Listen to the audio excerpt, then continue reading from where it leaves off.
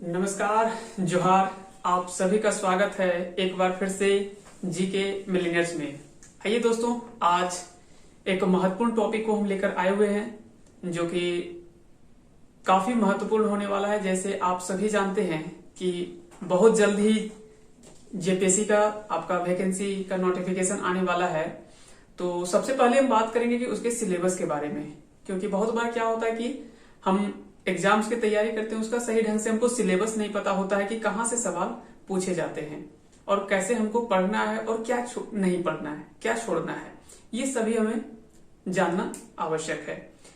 आज उसी की हम चर्चा करेंगे कि क्या रणनीति होना चाहिए कि कम समय में हम सफलता प्राप्त कर सके और कैसे हम अध्ययन कर सके। हम एक एक करके सारे टॉपिक को हम क्लियर करेंगे। उसके बाद फिर हम पीटी, मेंस और जो भी इंटरव्यू, ये सारे क्रम को हम समझेंगे कि कैसे किस तरह से होता है। और जितने भी विद्यार्थी हैं, हम सभी से आग्रह करेंगे कि आप जितना जल्दी हो सके आप सभी एक्टिव हो जाइए, क्योंकि बहुत जल्दी आपको वैकेंसी देखने को मिल सकता है और बहुत जल्दी लगभग सारी प्रक्रिया कंप्लीट हो चुका है। आपको नोटिफिकेशन सिर्फ आने की देरी है। तो चलिए हम शुरू करते हैं आज जेपीएससी के सिलेबस के बारे में। सबसे पहले बात करते हैं झारखंड लोक सेवा आयोग। झारखंड लोक सेवा आयोग यानी JPSC, Jharkhand public service commission, उसके बारे में हम बात करेंगे। तो सबसे पहले हम समझेंगे कि ये किस तरह के कितने चरणों में परीक्षा ली जाती है और कैसे कैसे होता है। तो सबसे पहले बात करें जेपीएससी, ये 3 चरणों में परीक्षा लिया जाता है। सबसे पहले आता है प्रारंभिक परीक्षा यानी प्रीलिम्स, पीटी, प्रीलिम्स टेस्ट। फिर आता है आपका मुख्य परीक्षा यानी मेंस एग्जाम। उसके बाद आता है आपका साक्षात्कार यानी इंटरव्यू। पीटी अगर बात की जाए यानी प्रारंभिक परीक्षा, तो इसमें 200 प्रश्न होते हैं कुल और 400 अंक होते हैं, यानी प्रत्येक प्रश्न जो होता है वो 2 अंकों का होता है। और फिर प्रारंभिक परीक्षा में आज हम मुख्य रूप से प्रारंभिक परीक्षा के बारे में हम चर्चा करेंगे। उसके बाद फिर हम मुख्य परीक्षा, उसके बाद फिर साक्षात्कार हम आगे चर्चा करेंगे। तो सबसे पहले प्रारंभिक परीक्षा में अगर बात करें तो फिर प्रारंभिक परीक्षा में यहाँ पे फिर 2 पेपर होता है, पेपर 1 और पेपर 2। अब पेपर 1 में फिर यहाँ से 100 प्रश्न होता है 200 अंकों का, और पेपर 2 में 100 प्रश्न होते हैं, ये भी 200 अंकों का, यानी प्रत्येक प्रश्न 2 अंकों का होता है। तो 200 अंक यहाँ से और 200 यहाँ से, 400 अंक, यानी कुल परीक्षा जो पीटी का होगा आपका वो 400 अंकों का होगा। वहीं अगर प्रश्नों की संख्या अगर पूछा जाए तो 200 प्रश्न कुल होगा, 100 प्रश्न पेपर 1 से और 100 प्रश्न पेपर 2 से। पेपर 1 का अगर बात किया जाए तो ये जनरल पेपर होता है। बता दें कि ये जो होता है वो जनरल पेपर होता है, जो कि history, geography, polity, economics, science and technology, current affairs और झारखंड के बीच में 10 प्रश्न होते हैं और मिसलेनियस कुछ प्रश्न इसमें रहता है। अब एक एक करके हम समझेंगे क्रमवार, क्योंकि आपका जेपीएससी कह सकते हैं कि बहुत अच्छे से सिलेबस को, वेल डिफाइंड सिलेबस आपका है, सारा अच्छे से डिफाइंड कर रखा है। तो उसके सारे हम चर्चा करेंगे कहां से कितने प्रश्न पूछे जाते हैं। सबसे पहले अगर बात की जाए भारतीय इतिहास यानी इंडियन हिस्ट्री की, तो भारतीय इतिहास से कुल प्रश्न जो पूछे जाते हैं वो 15 प्रश्न पूछे जाते हैं। बता दें कि यहाँ से कुल प्रश्न कितना पूछा जाता है, तो 15 प्रश्न पूछा जाता है। प्राचीन इतिहास यहाँ से 5 प्रश्न, फिर है मध्यकालीन भारत, यहाँ से आपका 5 प्रश्न, और फिर है आधुनिक भारत, यहाँ से भी आपके 5 प्रश्न, यानी टोटल 15 प्रश्न पूछे जाते हैं भारतीय इतिहास से। अब यहाँ से क्या होता है, कई बार आपको थोड़ा बहुत इधर उधर देखने को मिलता है, किसी से 4 किसी से 5, यानी थोड़ा आगे पीछे आपको देखने को मिल सकता है। फिर दूसरा जो है वो आपका है भारत का भूगोल। भारत का भूगोल अगर पूछा जाए तो यहाँ से आपके 10 प्रश्न पूछे जाते हैं।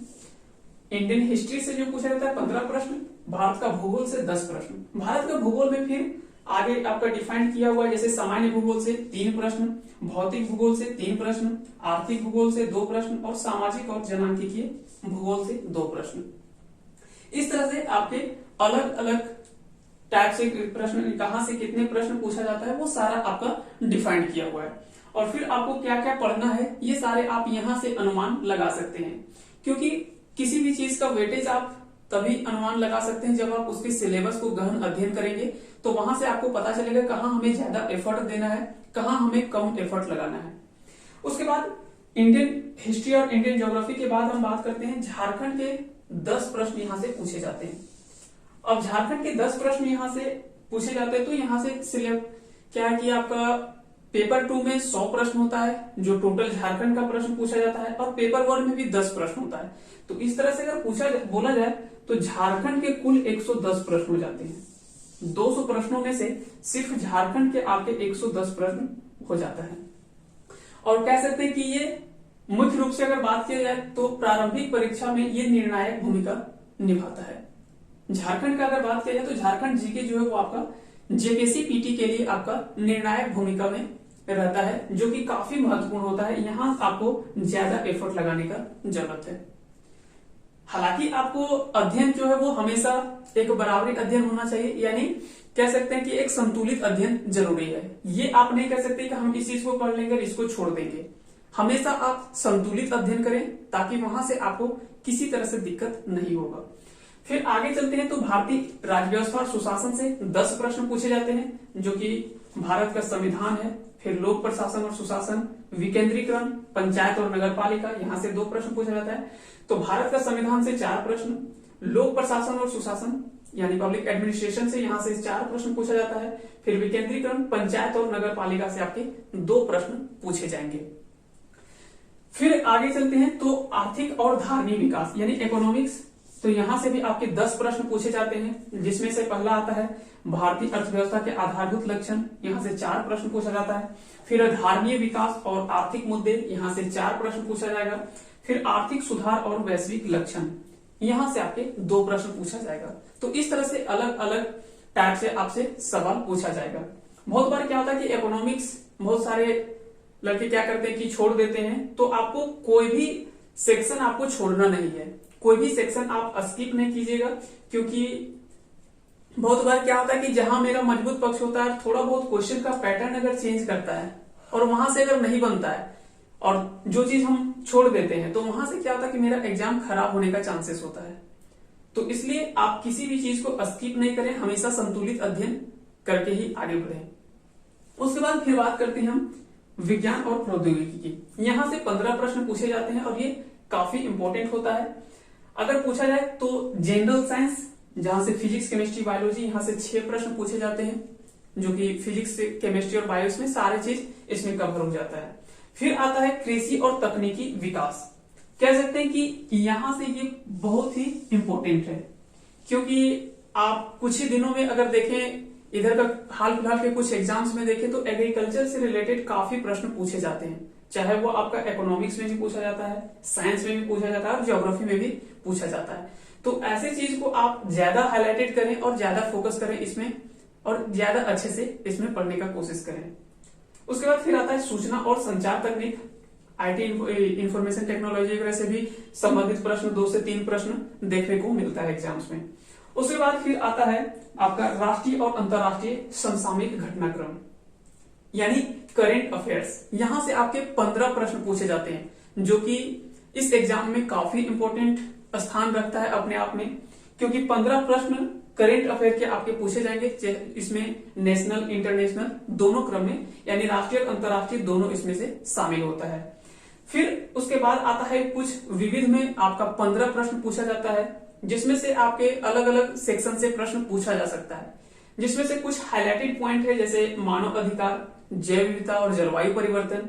फिर है खेलकूद, पुरस्कार, आपदा प्रबंधन, अगर बात की जाए संयुक्त राष्ट्र संघ यानी यूनाइटेड नेशन ऑर्गेनाइजेशन, और भी जो भी महत्वपूर्ण संगठन है या अन्य जो भी संघ है, ये सभी से पूछा जा सकता है सवाल आपसे।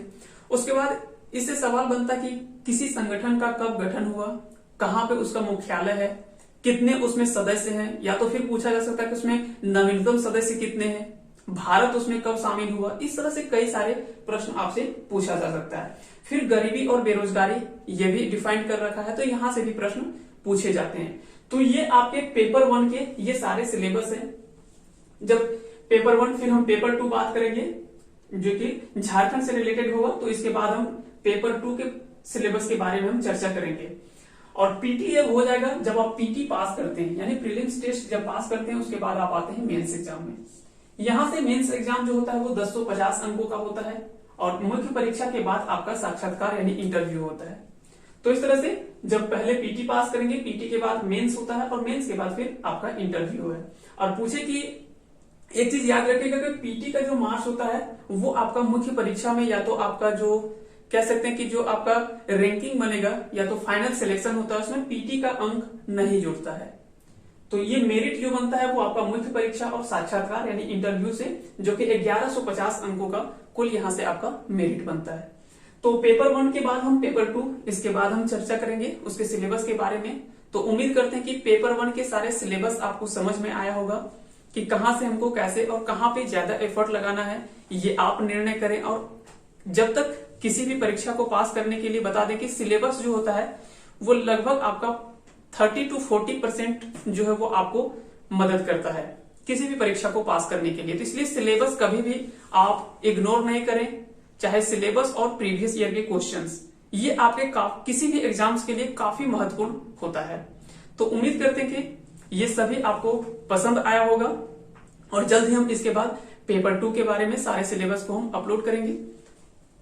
तो उम्मीद करते हैं एक बार फिर से सभी को धन्यवाद, और जो भी इस चैनल पे नए हैं वो चैनल को सब्सक्राइब कर लें। और जल्द ही हम पूरे सिलेबस के अनुसार से, अभी जैसे हम इंडियन ज्योग्राफी स्टार्ट किए हुए पेपर 1 में, और पेपर 2 में इंडियन हिस्ट्री का जो भी शासन व्यवस्था है, इंडियन झारखंड का हिस्ट्री हम शुरुआत किए हुए, वहां से हम जितने शासन व्यवस्था है वो सारे शासन व्यवस्था के बारे में चर्चा कर रहे हैं। उसके बाद फिर हम जैसे जैसे उसका सिलेबस दिया हुआ उसी के क्रम में हम आगे बढ़ेंगे। तो आप सभी जीके मिलियनियर परिवार के साथ जुड़े रहें। आप सभी को एक बार फिर से बहुत बहुत धन्यवाद।